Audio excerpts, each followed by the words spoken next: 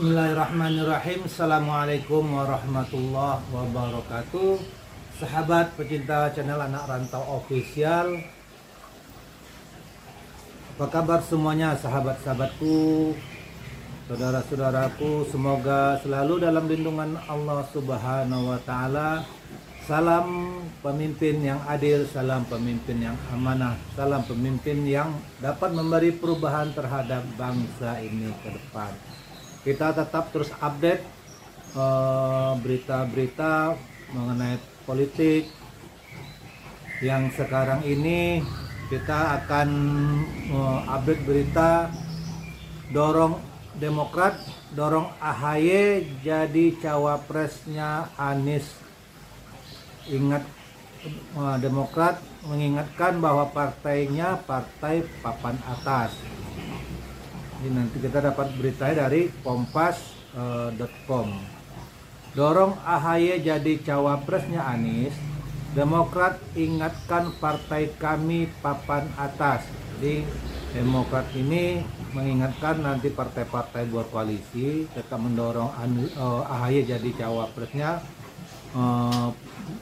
Partai Demokrat mengingatkan bahwa partainya termasuk partai yang papan atas. Nanti bagaimana tanggapan dari teman-teman semua, dari sahabat-sahabat semua menanggapi atau menyikapi pandangan Demokrat yang mendorong AHY menjadi cawapresnya Anies Baswedan. Tulis nanti di kolom-kolom komentar sahabat-sahabatku, sambil kita ulas bagaimana kita menyikapi dan memandang hal ini. Jakarta, kompas.com. Anggota Majelis Tinggi Partai Demokrat Syarif Hasan mendorong agar Agus Harimurti Yudhoyono bisa mendampingi Anies Baswedan sebagai calon wakil presiden atau cawapres pada pemilu 2024. Ia meminta dua partai politik calon mitra koalisi, yaitu Partai Nasdem dan Partai Keadilan Sejahtera, mempertimbangkan hal itu. Jadi Partai Demokrat meminta atau mengingatkan kepada partai koalisinya Nasdem dan PKS untuk mempertimbangkan Agus Harimurti Yudhoyono menjadi cawapresnya Anies Rashid Baswedan. Tapi ingat partai kami, partai papan atas sekarang. Tapi ingat partai kami, partai papan atas sekarang. Dan itu memberikan kontribusi untuk pemenangan. Sangat perlu diperhatikan, ujar Syarif di hubung kompas.com Senin tanggal 24 Oktober 2022. Senin kemarin ya. Tanya masih update kita ya. Namun demikian, ia menegaskan pihaknya cukup realistis dan terbuka dengan pilihan lain. Hanya saja mesti ada penjelasan yang logis. Jika bakal mitra koalisi Partai Demokrat ini memilih figur selain AHY untuk menjadi cawapres, kalau ada calon yang lebih diyakini bisa memenangkan pasangan itu selain Anies AHY dengan alasan realistis dan faktual, tentu Partai Demokrat bisa legowo menerima paparnya. Jadi kalau ada figur lain untuk mendampingin Anies Baswedan yang bisa memberi pemenangan nanti di Pilpres di 2024, Partai Demokrat ini legowo, tapi dengan realistis gitu, dengan hitung-hitungan yang realistis, yang masuk akal lah gitu.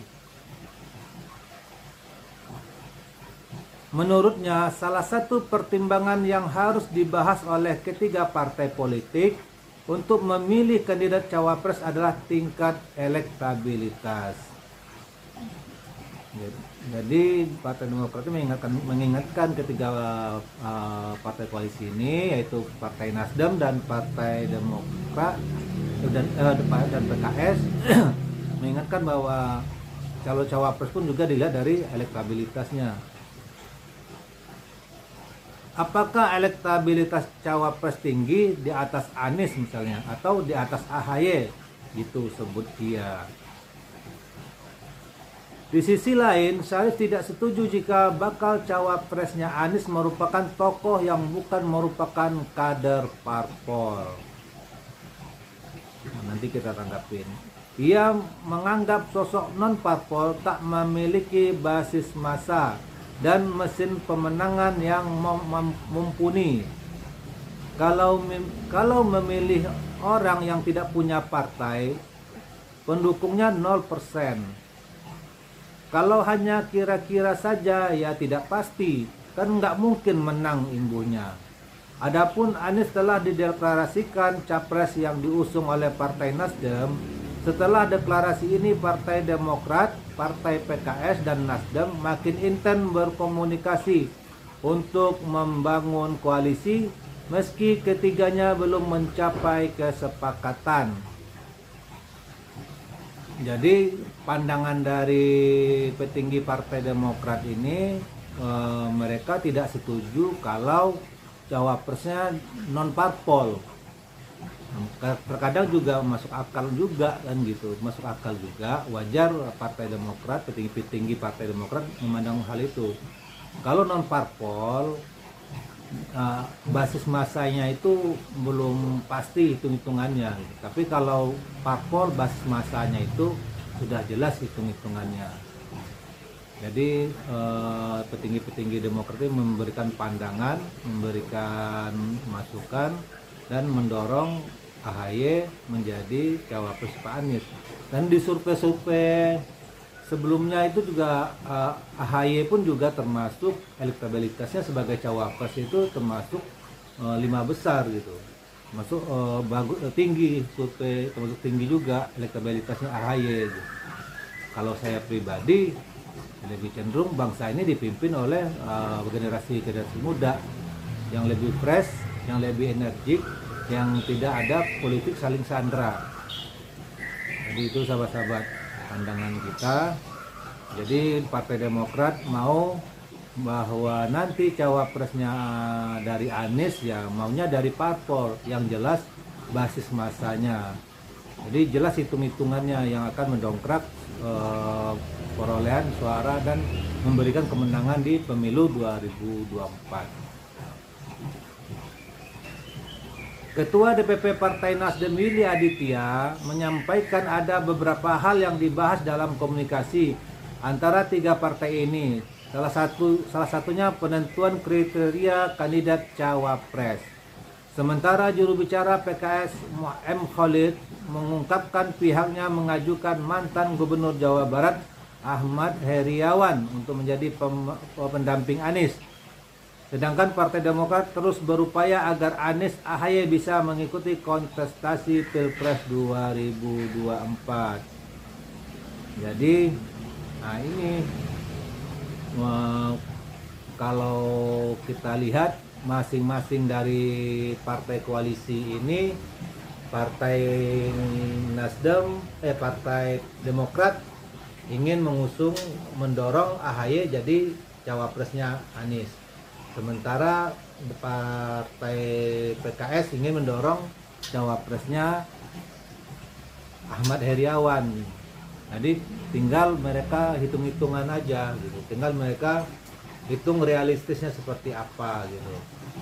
Bagi kita, saya lebih cenderung kalau dua pasangan cawapres dari masing koalisi ini mau dipilih, mana yang lebih bisa mendongkrak suaranya Pak Anies nanti di Pilpres 2024, lebih cenderung saya milih AHY, pasangan muda dan elektabilitasnya juga termasuk 5 besar sebagai cawapres dalam survei-survei yang beredar selama ini. Jadi gambaran saya atau pandangan saya sendiri, kalau emang dipaksakan cawapres Pak Anies dari parpol, nanti kesepakatan dari partai koalisi Demokrat, Nasdem, PKS ini, saya lebih cenderung pasangan cawapresnya itu Agus Harimurti Yudhoyono AHY. Tapi kalau seandainya nanti ke pasangan koalisi ini legowo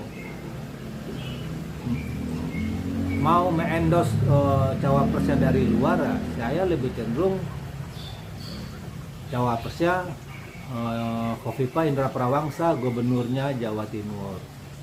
Nanti kita lihat terus perkembangannya seperti apa. Kita juga dapat berita tentang Partai Nasdem, PKS dan Demokrat ini masih komitmen untuk deklarasi tanggal 10 November. Tapi kita lihat perkembangannya, karena pembicaraan ini masih intens. Kita tunggu aja update-nya seperti apa. Nah, tulis komentar teman-teman di kolom komentar. Gimana tanggapan teman-teman, bagaimana pandangan teman-teman, siapa calon yang layak mendampingi Pak Anies Rashid Baswedan untuk memenangkan Pilpres 2024. Oke teman-teman, tetap semangat, salam pemimpin yang adil, salam pemimpin yang jujur, salam pemimpin yang amanah. Wassalamualaikum warahmatullahi wabarakatuh.